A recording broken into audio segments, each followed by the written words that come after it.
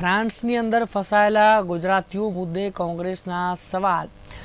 મનીષ દોશીએ કહ્યું છે કે સરકારની કાર્યશૈલી પર તેમણે સવાલ ઉઠાવ્યા હતા। તેમણે કહ્યું, દુર્ઘટનાના 1-2 દિવસ સરકાર કરે છે માત્ર વાતો। સરકાર આવી ઘટનાઓમાં નીતિગત નિર્ણય નથી લેતી। બોગસ એજન્ટ સામે રાજ્ય સરકાર પગલાં લે તેવી માંગ કરવામાં આવી છે।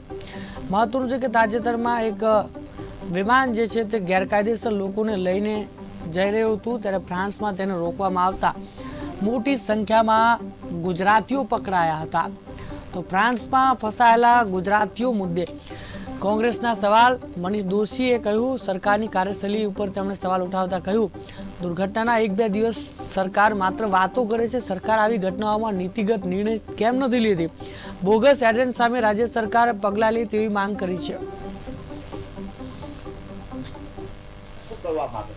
નકલી માર્કશીટ પકડાય, સરકાર કે ચમરબંધી છોડશું નહીં।